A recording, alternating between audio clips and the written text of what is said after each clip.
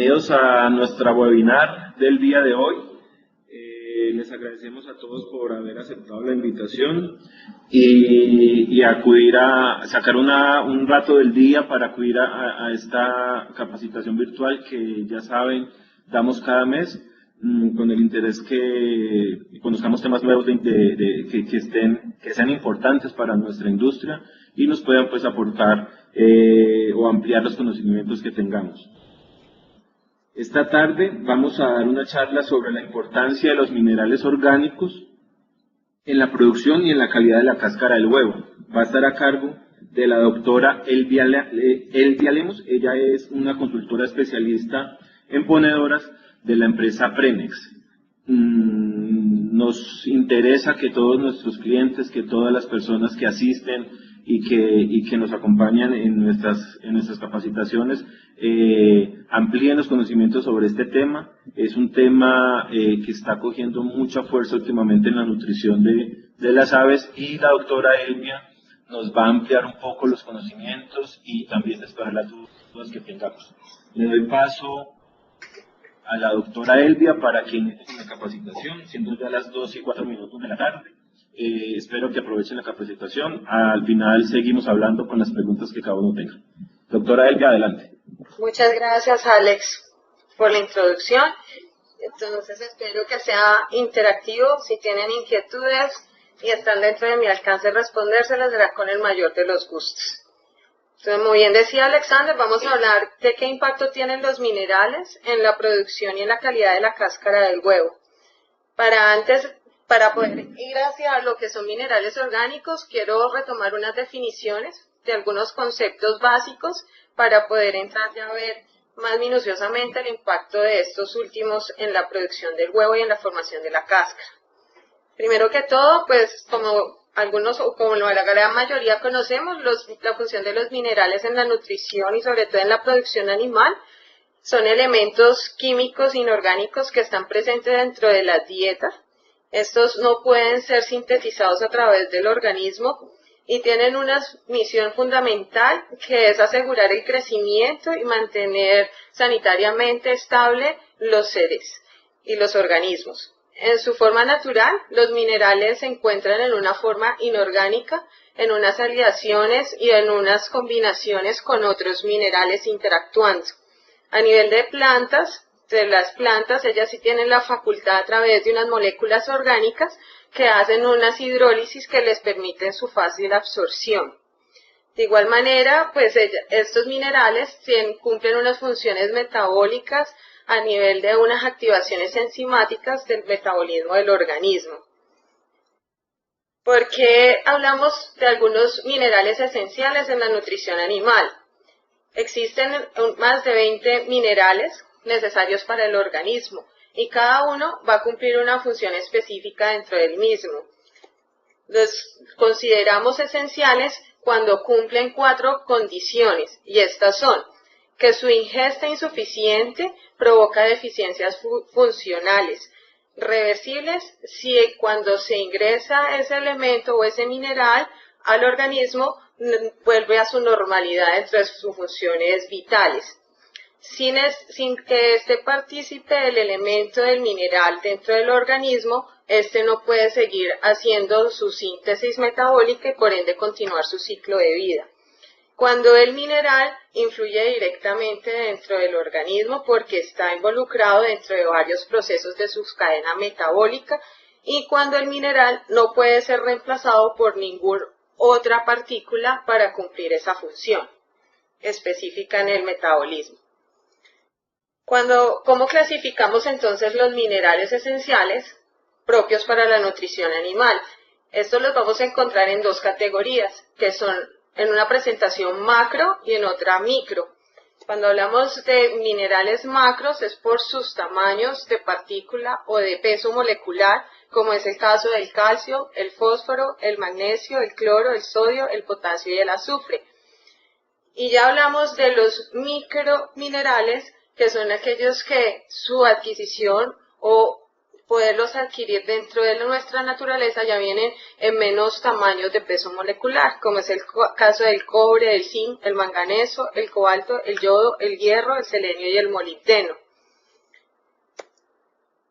Cuando vamos a ver cuál es la necesidad de un mineral dentro del organismo, vamos a encontrar que hay un nivel óptimo y adecuado para que este mineral pueda suplir las funciones necesarias que deben cumplir dentro del metabolismo del organismo. En esa fracción óptima hay una respuesta positiva dentro del animal, pero cuando nos vamos a los extremos, ya sea por una deficiencia del mineral o por un exceso, vamos a tener algunos problemas como son el deterioro de la producción, problemas patológicos y en algunos casos originar la muerte cuando hay una deficiencia. Ya cuando hablamos de un grado de toxicidad, pues ya también sumado a los otros tres que mencioné, puede haber unas causas de intoxicación. Entonces, resumamos entonces las funciones de los minerales dentro del organismo y la producción. Vamos a encontrar que van a cumplir unas funciones estructurales que están destinadas a la formación de la estructura ósea y dental de los seres vivos, en donde la gran participación lo tienen minerales como el calcio y el fósforo, y que a su vez sirven como constituyentes estructurales de los tejidos blandos. Tienen otras funciones metabólicas que interactúan en el sistema enzimático y el transporte de sustancias como son las vitaminas y las hormonas, y aquí es donde intervienen minerales como es el cobre, el zinc, el hierro y el selenio. Hay otros que cumplen unas funciones de equilibrio ácido-básico y que regulan las presiones osmóticas, y en este caso hablamos de lo que es el sodio, el potasio y el cloro. Otra función que cumplen es durante el sistema de inmunología del organismo. Aquí forman anticuerpos, como es el caso específico del selenio. Y tenemos otros que interactúan en la reproducción con el transporte y la activación de las enzimas en la enzimática hormonal para activarlas para el proceso de la reproducción, como son los minerales el cobre, el cobalto, el fósforo, el zinc, el manganeso y el selenio. Cuando hablamos de minerales y queremos saber qué tan bueno es un mineral, tenemos que hablar del concepto de biodisponibilidad del mineral. ¿Esto qué quiere decir? Es decir, que necesitamos ver el valor nutricional que nos está aportando esa fuente mineral. Es decir, en conclusión, que es la digestibilidad que va a tener el mineral dentro de su comportamiento dentro del metabolismo del organismo. Esto se va a dar como un valor relativo, más no un valor absoluto en cuanto al mineral y su aporte de biodisponibilidad. Y al igual que como manejamos en las formulaciones de aminoácidos digestibles, tenemos un valor de referencia que equivale a 100% de lo del mineral. Entonces estamos hablando de una alta, poca o escasa biodisponibilidad o digestibilidad de ese mineral a nivel metabólico. Esta biodisponibilidad puede verse afectada por 4 causas que pueden estar ocurriendo dentro del organismo. Una, que es característica del recurso del mineral o de su fuente, y es allí cuando hablamos del término de solubilidad del mineral, que en un rato se los voy a explicar. El otro tiene que ver muy relacionado con la composición de la dieta basal, en donde se está involucrando esa fuente de mineral, y es cuando hablamos de que hay minerales que son antagónicos a niveles altos de fitatos, de oxalatos, de fibras y de algunos otros minerales. La otra posibilidad que podríamos tener que nos afecta la biodisponibilidad es el parámetro de respuesta del medio en que vayamos a vehiculizar los minerales y el estado y edad fisiológico del animal. En cuanto a los factores que nos van a afectar la biodisponibilidad de estos minerales inorgánicos, como bien les mencionaba antes, es la solubilidad la que más nos impacta si tenemos en cuenta el tema de la fuente, de dónde viene. Entonces, cuando hablamos de solubilidad, es que veamos que la fuente que estamos dando de ese mineral inorgánico tenga una buena digestión a nivel estomacal con el jugo gástrico. Mientras más soluble es una fuente inorgánica, pues mejor será su digestibilidad y disponibilidad dentro del sistema metabólico. Y es allí donde los catalogamos como altamente solubles, como son aquellos minerales que encontramos en aleaciones con sulfatos o cloruros. Los que son solubles, que están en una aleación con los carbonatos, y los que tienen baja solubilidad, que están en asociación con los óxidos. Como también lo mencioné antes, tenemos que ver cuáles son los agentes ligantes que tenemos dentro de nuestra dieta basal. Como bien lo reporta Flea y sus colaboradores en el año de 1989, nos dice que a medida que la dieta basal contenga mayor cantidad de tipos de agentes como son el ácido fítico, el ácido oxálico y fibras, que son carbohidratos no estructurales, entonces nos van a dificultar la disponibilidad y nos disminuye la biodisponibilidad del mineral. Al hablar de los minerales inorgánicos y de sus interacciones a nivel metabólico, encontramos que algunos tienen unos poderes de sinergismo, que si vemos bien en el cuadro, hay menos relaciones sinérgicas, pero hay mayores reacciones antagónicas cuando hablamos a nivel metabólico. Y por poner un ejemplo, para el tema de la cáscara del huevo, que es lo que nos compete hoy, vemos que el fósforo es antagónico al calcio, al zinc, al potasio, al cobre y al hierro. Entonces tenemos que tener muy en cuenta las biodisponibilidades de las fuentes y su inclusión y sus relaciones para evitar que no vaya a haber un desbalance. Y lo mismo pues nos va a pasar con el cobre. El cobre es antagónico al manganeso y al hierro, que son algunos de los minerales que más adelante veremos cuando hablemos de la estructura de la cáscara. ¿Cuáles entonces serían los criterios para evaluar la biodisponibilidad de un mineral? A nivel de parámetros técnicos tendríamos en cuenta lo que es la ganancia de peso del organismo que estamos evaluando, el desarrollo óseo, la acumulación del mineral en un órgano objetivo que queramos, ya sea hueso, el compuesto metabólicamente esencial que lo vamos a evaluar y el contenido de enzimas que podamos tener. Cuando hablemos de fuentes de minerales, entonces ¿de dónde podremos adquirir los minerales para el caso de la nutrición animal? A través de los alimentos o si no de la suplementación de los mismos, ya sea con una fuente de mineral inorgánica o una fuente orgánica del mineral. Para ya entrar a hablar en el contexto de minerales orgánicos, pues sería bueno entender la definición de este. La definición de un mineral orgánico es una unión química entre un elemento mineral con una molécula orgánica. ¿Qué tipos de minerales están avalados por la Asociación Americana de Alimentos, AFCO? Encontramos que tenemos 4 tipos de minerales orgánicos.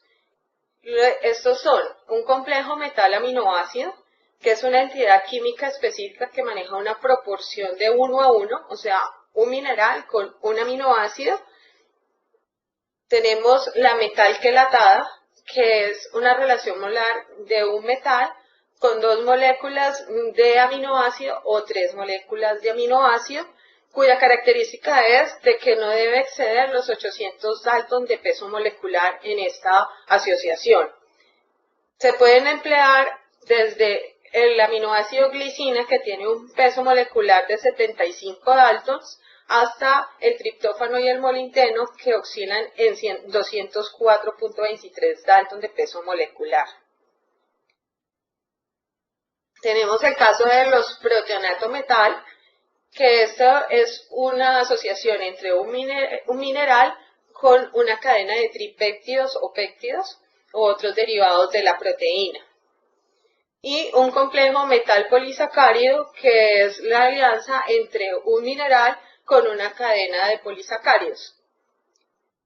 En el año de 1998, González hizo un trabajo en donde miraba qué factores podían impactar dentro de una selección de la mejor molécula de mineral orgánico a emplear, de acuerdo a 6 parámetros que tuvo en cuenta, como estos son el peso molecular, la relación metal-aminoácido, la solubilidad, la absorción, la estabilidad y el porcentaje de metal máximo. Y evaluó los 4 tipos de minerales orgánicos que les mencioné. En cuanto al peso molecular, encontramos que las que menor peso molecular tienen son aquellas alianzas que tenemos entre un aminoácido en pequeña proporción con el mineral, como es el caso del metal aminoácido y el quelato, a diferencia de la alianza con una proteína o un polisacárido. En cuanto a la relación del metal aminoácido, pasa lo mismo que acorde al peso molecular. Entre más pequeña sea la alianza con un metal y con un aminoácido de menor peso molecular, pues obviamente tiene un poder más eficiente de entrar metabólicamente a la membrana citoplasmática. En cuanto a la solubilidad, pues encontramos que por tener menos peso molecular y una mejor relación, pues obviamente van a tener una alta solubilidad el metal aminoácido y el quelatado, a diferencia de los proteinatos y polisacáridos. En cuanto a la estabilidad, vemos que tenemos que los dos primeros, que es el metal aminoácido y el quelatado, oscilan entre pHs entre mayores a 3, menores de 8. Y ya para el caso de los proteinatos y los polisacáridos, eso es inversamente proporcional al peso molecular que tenga la estructura que los acompaña. Lo mismo pasa en el tema de absorción. A nivel de absorción, la de metal aminoácido y los quelatados se realizan directamente por el peso molecular y su relación que tiene metal aminoácido tan baja versus a una que tiene con proteinatos o un complejo de polisacáridos que tienen que tener una digestión previa de esa cadena que los acompaña.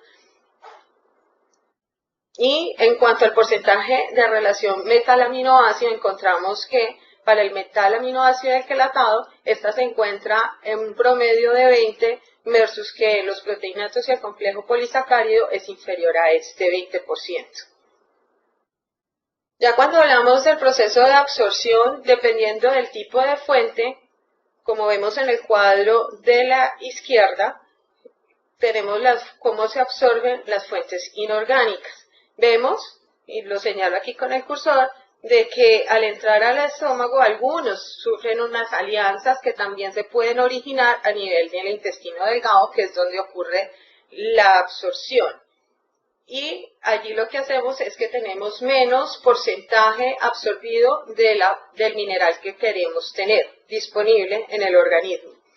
Diferente pasa con la fuente orgánica, en donde encontramos de que se mantiene la alianza hasta pasar la membrana del intestino y ya pasar al torrente sanguíneo. Entonces hay una mejor absorción por las características anteriormente mencionadas por parte de los minerales en una fuente orgánica. Ya teniendo lo anterior descrito, veamos cuáles son las diferencias entre un mineral inorgánico de un orgánico. En el tema de los inorgánicos vemos interacciones entre minerales y componentes orgánicos de la dieta, como también se pueden ver que se generan los antagonismos que revisamos al principio, cosa que no sucede con los orgánicos, ya que ellos han tenido una hidrolización previa y ya no tienen por qué segregarse dentro de la digestión que se genera metabólicamente. Por ende, no van a haber antagonismos y por consiguiente vamos a tener una menor inclusión de estos minerales en la dieta por su alta biodisponibilidad. En el tema de los inorgánicos habría una competencia por sitios de absorción, porque ellos tienden, por su inestabilidad, de volverse a aliar o a unir a otras fuentes de minerales o a algunos otros radicales libres que tengamos liberados metabólicamente. Mientras que con los orgánicos no sucede lo mismo porque es una molécula más estable que se va a absorber y por su peso molecular tan bajo se va a absorber como si fuera un aminoácido. En el tema de los inorgánicos encontramos una menor actividad biológica y mientras en los orgánicos vamos a tener casi un 99% de digestibilidad. con los inorgánicos, y algo que preocupa mucho en el tema, sobre todo de ponedoras y en el efecto gallinaza, es que vamos a tener más excreciones de esas fuentes de minerales dentro fuera del organismo y contaminando altamente pues las excretas. Mientras que con un mineral orgánico, por su alta biodisponibilidad, va a tener menos excreción metabólica, o sea, no hay menos absorción, por ende menos excreción. Para ver ya el efecto de desempeño de esos minerales dentro de los animales productivamente, Wedekind en el año 92 nos hizo un estudio y vio que hay una porción que se llena y hasta ahí es más que suficiente para el desempeño productivo. Sin embargo, lo podemos potencializar mejorando la fuente y la biodisponibilidad de esa fuente. Y eso se puede lograr dar entre un 10 a un 15% de más. ¿En dónde entonces van a funcionar los minerales como tal dentro de la fase productiva de las aves? Entonces tenemos que hay unos que intervienen dentro de la reproducción, como lo dije inicialmente, como son los minerales, como son el zinc, el selenio, el cobre y el manganeso. Hay otros que actúan a nivel metabólico, que tienen funciones dentro de los procesos metabólicos, que tienen muy que ver con el tema de nutricional, que son el zinc, el selenio, el cobre, el manganeso y el hierro. Y hay otros que impactan fuertemente la sanidad de las aves, como son el zinc, el selenio y el cobre. Entonces, para ir resumiendo el tema de los minerales orgánicos, encontramos que esto se usa ¿para qué? Para reducir los antagonismos, las interferencias o las competencias que se puedan generar metabólicamente, para mejorar las características nutricionales o físicas de los productos animales, también para mejorar los parámetros reproductivos, tener una reducción de efectos negativos sobre vitaminas y otros compuestos orgánicos, tener un mejoramiento de la salud o estatus inmunitario y reducir las descargas de metales al ambiente. Ahora les voy a mencionar qué impacto tienen los minerales dentro de la producción de huevo en ponedoras comerciales.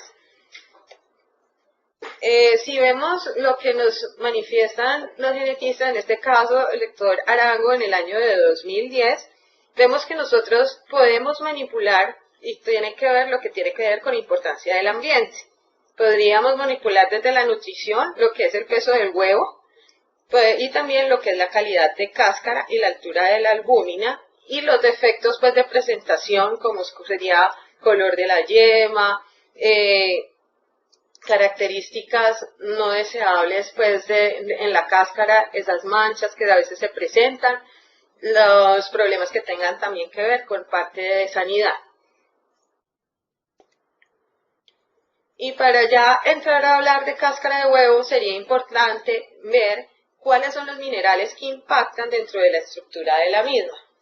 Químicamente, pues sabemos que está compuesta por el 1.6% de agua, pero en un 95% por minerales, de los cuales el 93.6% corresponden a carbonato de calcio, el cual se encuentra en forma de calcita, y un 0.8% como carbonato de magnesio. También encontramos un 0.73% de fosfato tricálcico y un 3.3% de la materia orgánica. Toda esta estructura, que es lo que forma el mamilar de la cáscara. Entonces, allí es donde encontramos la presentación de la cáscara. También vamos a ver dentro del proceso de formación del huevo qué minerales interactúan dentro de esa estructura de cáscara. Y prácticamente lo empezamos a ver a nivel del istmo, 5 horas después de haberse dado la ovulación. Entonces vamos a encontrar que a nivel de istmo es donde se empieza a ver la deposición de las membranas de la cáscara. Y en esa deposición de membranas tienen mucha intervención micronutrientes, microminerales, como es el caso del zinc, del manganeso y del cobre. Y es allí también donde comienza a activarse la demanda de calcio metabólicamente, para ya pasar a nivel del útero y al cabo de aproximadamente de más de unas 12 horas de haberse dado la ovulación, empezar a haber mucha más demanda de iones de calcio disponibles, las cuales son extraídas ya sea metabólicamente de la dieta que le hemos suministrado al ave o a través del calcio medular que tenemos a nivel de hueso. Es aquí donde entra a formar una parte muy importante la relación que manejemos dentro de nuestra dieta de calcio y fósforo. Recordemos que el calcio y el fósforo son antagónicos. Entonces, si tenemos alta demanda de calcio, voy a bajar mis niveles de fósforo y viceversa. Por eso hay que manejar óptimamente la relación de estos para tener una buena estructura de cáscara. De igual manera, cuando hablamos de huevo rojo, es aquí en el útero donde también se activa la demanda del mineral del hierro. Recordemos que el hierro es el activador de la hemoglobina en sangre y a su vez tiene una actividad muy importante a nivel hepático y sobre todo en huevos marrones porque es la que activa la portoporfirina, que es la que pigmenta la cáscara rosada. Entonces, hablemos de los minerales que nos impactan dentro de la estructura. Estos son el calcio, que es el de mayor proporción, como lo revisamos en la estructura de cascarón a nivel del mamilar. Vemos que su metabolismo interviene altamente en la calidad de la cáscara, específicamente a nivel de resistencia. Para producir un huevo, el ave requiere de 2 a 3 gramos de calcio independiente de la categoría de huevo que tengamos. Si es jumbo, extra, AA, independiente del tamaño del huevo, el ave va a demandar para formar un cascarón de 2 a 3 gramos de calcio. El requerimiento de esta demanda de calcio se debe suplir, como bien se lo dije anteriormente, por la dieta o en su efecto por el calcio que tengamos a nivel de hueso medular. Es importante a nivel de estrés calórico que tengamos el ave, si lo tenemos sometida a manejar muy bien un balance electrolítico para no bajar los niveles de calcio metabólicamente. Y es importante revisar el aporte de este mineral de calcio como nutriente en cada etapa que lleva productivamente el ave. A nivel del fósforo, recordemos que es importante tener pues la buena relación entre el calcio y el fósforo en el desarrollo del ave, pues para formar su estructura esquelética y de hueso medular, y no limitar el aporte de este nutriente durante las fases de producción del ave, ya que se requiere un alto nivel de fósforo en sangre para poder movilizar el calcio desde los huesos. En cuanto al zinc, este presenta funciones importantes para el organismo en las ponedoras, ya que ayuda a fijar el calcio en forma de carbonato de calcio tanto en el huevo como en el hueso, y es el que activa los procesos enzimáticos y desempeña una función muy importante en cuanto a la calidad, ya que está relacionado con la actividad de la anhidrasa carbónica que controla la transferencia de iones de bicarbonato a través de la sangre para la glándula de la cáscara. En el tema del manganeso, es un activador metálico de las enzimas de la glicosiltransferasa y la fosfatasa alcalina, que están involucrados en la síntesis de la mucopolisacáridos y la glucoproteínas, las cuales ayudan a hacer la matriz orgánica del huevo y a formar posteriormente la cáscara del huevo. Y el cobre es un elemento muy esencial que tiene que ver con la parte de crecimiento, la parte reproductiva de tejido conectivo y piel, y actúa en sistemas enzimáticos para la formación de hueso, ya que activa la enzima lisil oxidasa que participa en la biosíntesis del colágeno, y es muy importante para darle mayor estructura a la membrana que va anterior a la cáscara. Aquí, cuando hablamos de calidad de cáscara, y consideré muy importante involucrar el tema de la vitamina D3, ya que esta es la que nos ayuda a regular la movilización de calcio a nivel del torrente sanguíneo y para posterior tener la deposición de calcio dentro del cascarón. Entonces, para retomar algunos conceptos básicos de la vitamina D3, vemos que a nivel de que mejora la genética en las aves, vamos a encontrar unos niveles mucho mayores. De allí que Applegate y otros en el año de 2003 vieran la necesidad de aumentar los niveles de esta vitamina para así garantizar mejor las deposiciones de calcio y fósforo en los tarsos de los pollos y de las aves y así mejorar en producción de huevo la calidad de la cáscara. También hay que tener en cuenta esta vitamina cuando tenemos nuestras aves confinadas, ya que la vitamina D3 se activa a través de la luz solar. Entonces, cuando tenemos aves confinadas bajo techo, pues la posibilidad de que éstas adquieran los rayos ultravioletas es menor a si estuvieran en pastoreo. Por otro lado, hay que tener en cuenta que esta vitamina tiene diversas funciones fisiológicas en las aves, como son mantener el nivel de calcio y fósforo a nivel sanguíneo, estimular la absorción a nivel intestinal y de los riñones del calcio y del fósforo, involucrarla en la incorporación de calcio y fósforo a la matriz ósea y regular el crecimiento y desarrollo de los huesos. Esto nos lo menciona en su estudio Barroeta y otros en el año 2002. La vitamina D3 pues también es requerida para, igual como lo venimos diciendo, para el metabolismo de calcio y fósforo, como también para el desarrollo del esqueleto óseo, el pico, las uñas, la calidad de la cáscara, como lo dice Agudelo y González en el 2008, y Kahn y otros en el 2010 nos explica que la vitamina D tiene dos fuentes, que esta puede ser la ergocalciferol, que es la vitamina D2, o la colecalciferol, que es la que más conocemos y es la que va dentro de las premezclas, que es la vitamina D3. Estas dos fuentes pues son absorbidas a nivel de intestino y son transportadas a la sangre hasta el hígado. Allí esta vitamina, estas fuentes, la de vitamina D2 y D3, es hidrolizada y se convierte en lo que es la 25-hidroxicolecalciferol, que es la forma más fácil de circular de la vitamina D3 metabólicamente.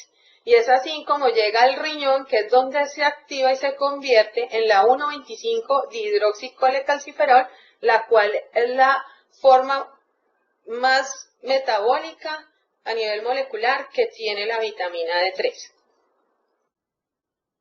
Aquí tenemos la ruta metabólica de la vitamina D3, en donde esta es activada, ya ingresada por el alimento, pero activada a través del sol con el 7-dihidrocolesterol, la cual es llegada a través de la vía del torrente sanguíneo al hígado y allí es hidrolizada como la 25-hidroxicolecalciferol para ser llevada al riñón, donde pasa a ser la 1,25-dihidroxicolecalciferol, que es la forma en donde ya se metaboliza a nivel, ya sea del intestino, a nivel del hígado o a nivel de los huesos, para ser transportada cuando el ave la necesita para la deposición de calcio. Si no la necesitamos, entonces por ende es excretado y hay una homeostasis que se forma a nivel de los huesos. Cuando hablamos que hay una deficiencia de vitamina D, pues encontramos que se disminuye la absorción intestinal de calcio, por lo tanto generamos una hipocalcemia moderada al organismo y hay una hiperparatiroidismo secundario que nos genera una liberación alta de calcio a nivel del hueso para estabilizar el metabolismo. Se aumenta la absorción tubular de calcio. Lo que vamos a generar también es una pérdida renal de fosfatos y vamos a generar entonces una normocalcemia y una hipofosforemia, generando todo un desequilibrio a nivel metabólico, en este caso del ave. ¿Cómo entonces la vitamina D va a regular la absorción del calcio y los almacenamientos de calcio? Cuando el organismo no va a demandar calcio, y es cuando no ha surgido la ovulación ni siquiera existe la necesidad del ave por depositar calcio hasta que llegue al istmo, va a actuar a nivel de la captinina D. Este receptor lo que hace es que liga las moléculas de calcio a nivel de la membrana citoplasmática y las retiene dentro de la célula. Cuando ya se activa la necesidad del AVE de depositar calcio, entonces empieza una transferencia de ese calcio y empieza a ser liberado por medio de dos efectos, uno genómico y otro no genómico.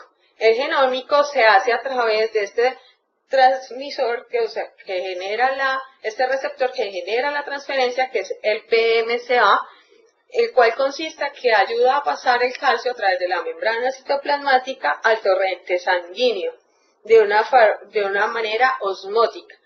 Y la otra receptor que actúa sería el NSX, que en este hay un intercambio osmótico en donde la membrana citoplasmática de la célula libera calcio, pero lo compensa con moléculas de sodio para generar una estabilidad dentro de la célula como tal.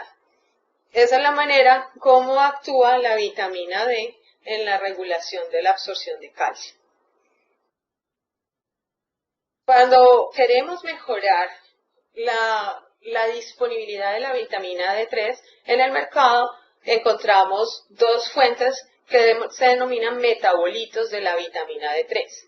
En este caso, existen dos a manera comercial, que es el metabolito 25-hidroxicolecalciferol, que es bien conocido como su sustancia activa Robimix High-D. Esto consiste, como les expliqué anteriormente, en que la vitamina D3 es absorbida a través del tracto gastrointestinal, transportada al hígado, donde se hidroxila, y ahí pasa a ser la 25-hidroxicolecalciferol, la cual es transportada al riñón, y allí pasa a ser la 1,25-dihidroxicalciferol, que es allí el metabolito activo para absorción y el metabolismo del calcio en el organismo. El otro metabolito comercial que existe es la 1,25-dihidroxicolecalciferol, que es una sustancia activa conocida como alfa-D3, cumple las mismas funciones de la vitamina D3 y esta evita el paso de hidroxilación que se lleva a cabo en el hígado. Lo que hace es que es absorbida mucho más rápido que la anterior, la 25-hidroxi, ya que es mucho más eficiente a nivel del intestino porque esta ya está dentro del riñón, hidroxilada. Entonces ya está como 1,25, que es el metabolito activo para la absorción del metabolismo de calcio en el organismo.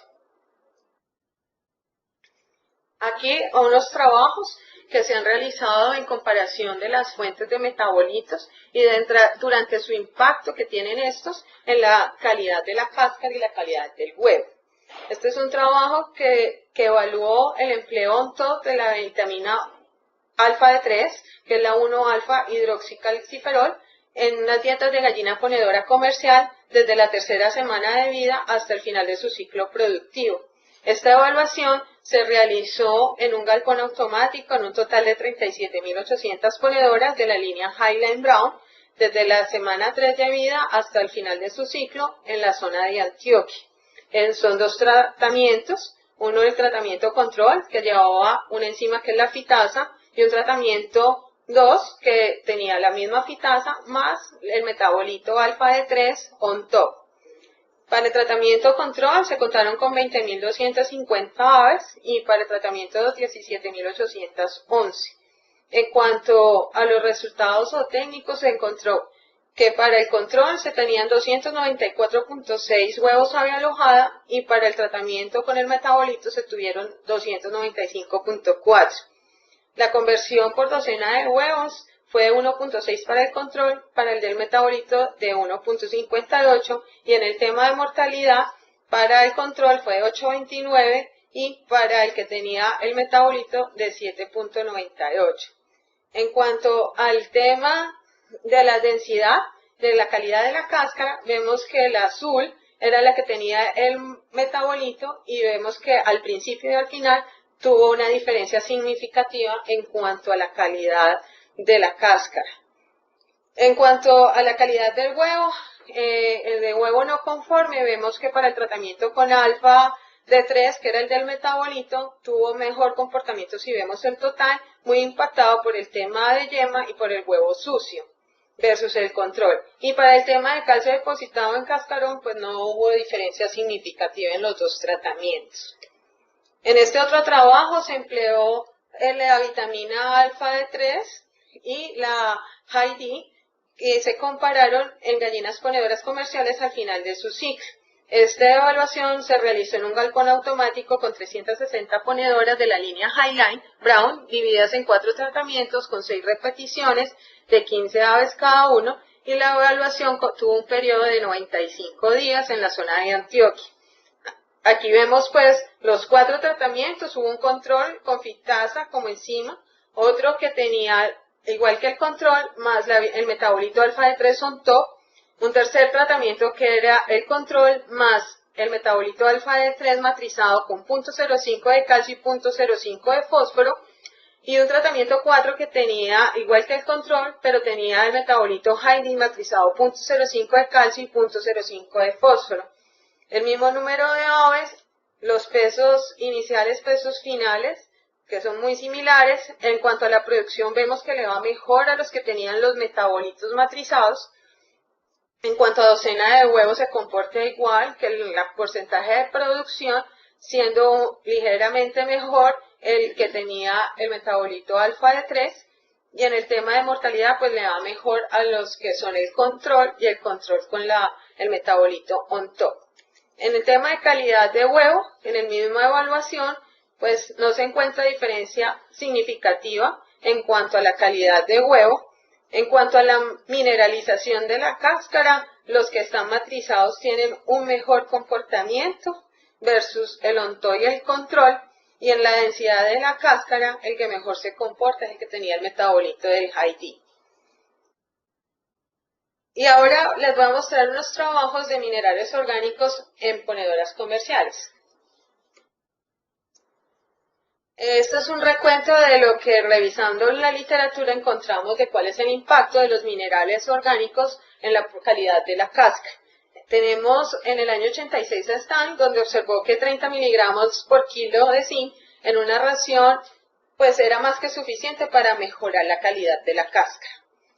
Moren en el año 92 mejoró la resistencia con una reducción en los déficits de efectos de la cáscara y mejorándolo con un suministro de zinc orgánico a las aves. Scaloni en el año 2007 pues observó que cuando usaba manganeso, zinc y cobre en forma de proteinatos, que es una de las formas de los minerales orgánicos que les mostré, sumado a hierro y selenio, pues encontró que mejoraba el grosor, el porcentaje de la cáscara, las unidades Howe, al compararlo con las fuentes inorgánicas de manganeso, zinc y cobre. Y Santos en el año de 2014 hizo un trabajo por sustitución total y parcial de los minerales orgánicos por orgánicos, y él encontró que con dosis muy bajas en la sustitución pues no deterioró los rendimientos. Sin embargo, en aves que estaban de más de 60 semanas y finalizando su ciclo, encontró que la relación de sustituir un 50% de mineral inorgánico por uno quelatado favoreció la calidad de la cáscara y obtuvo un efecto estadístico positivo en cuanto al porcentaje de la cáscara y en la resistencia se mejoraba versus los tratamientos que tenían fuentes inorgánicas. Estos son unos trabajos que nuestra compañía ha realizado con minerales orgánicos en transferencia de esos minerales al producto final, que es el huevo. Entonces encontramos que dependiendo de la fuente y de la cantidad que nosotros empleemos de estos minerales sin llegar a un nivel de toxicidad, encontramos que hay una transferencia del ave al huevo, y desde ahí es donde se llaman y encontramos en el mercado huevos enriquecidos o de buena fuente o con tal mineral.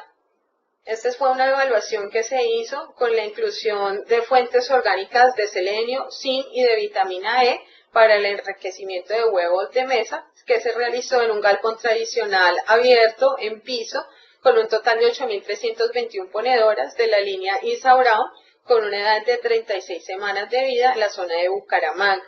El tratamiento 1 consistía en tener selenio en su forma inorgánica, 300 miligramos por kilo, óxido de zinc 50 miligramos por kilo y vitamina E 11 miligramos por kilo. Y el tratamiento 2 era de minerales orgánicos, o sea, tenía 300 miligramos de selenio, 34 miligramos de zinc y 90 miligramos de vitamina E. ¿Qué se encontró en ese trabajo? Se encontró que había una transferencia de vitamina E al ser una suplementación, significativamente. Y lo mismo pasaba con el selenio. Lo que no pasó fue con el zinc, ya que es una molécula mucho más inestable y los niveles que se necesitan para ver transferencias son mucho mayores. Este es otro trabajo que se hizo al aumentar la inclusión de hierro en forma orgánica para el enriquecimiento de huevos de mesa. Este se hizo en un galpón tradicional abierto en jaula en un total de 5.000 ponedores de la línea Highline Brown de 39 semanas de vida en la zona de Antioquia. Tenemos un tratamiento 1 que tenía una fuente inorgánica, que es el sulfato ferroso, versus un tratamiento 2 que es una fuente orgánica sustituyéndolo 1 a 1. O sea, en uno manejábamos 100 miligramos por kilo, en el otro manejábamos los mismos 100 miligramos por kilo. Aquí que encontramos que sí hubo un enriquecimiento de 2 miligramos más de transferencia en el huevo. Como último ensayo que tenemos la determinación del efecto de la fuente y el nivel de suplementación de selenio sobre los parámetros productivos en ponedoras comerciales y su contenido en huevo. Esta evaluación se realizó en un galpón experimental en jaula en un total de 192 ponedoras de la línea Lohmann Brown de 30 semanas de vida en la zona de Antioquia. Pues aquí vemos que en los parámetros zootécnicos no hubo diferencias significativas si hablamos del consumo, del peso del huevo y la pigmentación de la yema. Se trabajaron 4 tratamientos en donde 2 de ellos estaban con la porción inorgánica y 2 con la porción orgánica. En el tema de transferencia del mineral al producto final, que es el huevo, encontramos que el que tenía la fuente orgánica, que es el color rojo, hay un enriquecimiento significativo, el pasar de 100 ppm de selenio inorgánico a 300 ppm con selenio orgánico. Es muy importante, y ya que hablamos de los niveles óptimos de los minerales y su aporte, cuando hacemos sustituciones totales por fuentes orgánicas, de tener muy presentes los grados de toxicidad y de intoxicación que podríamos generar en nuestras aves si no tenemos un buen criterio de inclusión. Entonces, este es un recorderis de lo que podríamos llegar a tener cuando tenemos niveles altos en sodio. Después de un 0.3%, y sobre todo si se consume más, porque en este nutriente hay que tener en cuenta lo consumido tanto en la dieta como en el agua.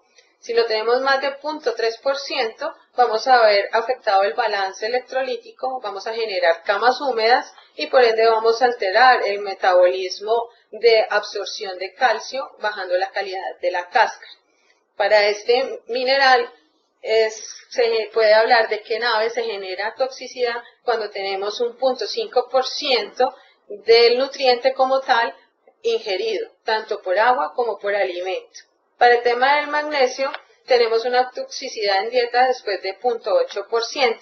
Y es muy importante tener en cuenta este mineral ya cuando suplementamos con fuentes de carbonato de calcio que vienen en forma de dolomitas, de arcillas dolomitas, en donde su nivel de magnesio, porque este viene entrelazado junto al carbonato, puede superar a veces hasta el 10% de magnesio. Igualmente también hay que tener en cuenta la consideración de las sales cálcicas con magnesio a nivel de agua, porque esos son aportes que se ingieren a través del ave y hay que tenerlo como un aporte de nutriente. Y hay que recordar nuevamente los antagonismos. Este magnesio es antagónico al fósforo, entonces allí tendríamos un desbalance en la relación y generaríamos una inactivación del calcio. Los rangos de toxicidad que se manejan de los minerales, a nivel trazas de las aves encontramos que para manganeso hablamos que máximo los niveles de inclusión antes de generar una toxicidad de 3.000 miliequivalentes por kilo, en zinc de 2.000, en hierro de 850, de cobre 500, de selenio 10 y de yodo 350. Y ya para cerrar, estos son algunos de los productos que tenemos de nuestra compañía y que hemos desarrollado para el tema de color, calidad de cáscara y color y calidad de cáscara, que se pueden manipular en óptimas condiciones de estado de salud del ave, al igual que los minerales que nosotros trabajamos a nivel de nutrición y el metabolito de la vitamina D3 que trabajamos dentro de la inclusión, todo con la finalidad de mejorar la calidad de cáscara en los huevos que salimos de aves comerciales. Agradeciéndole a todos su participación. También les recuerdo que en marzo, el 15 de marzo, tendremos nuestra próxima webinar para que nos estén acompañando. Doctora, muchas gracias y feliz tarde para todos. Igualmente, hasta luego.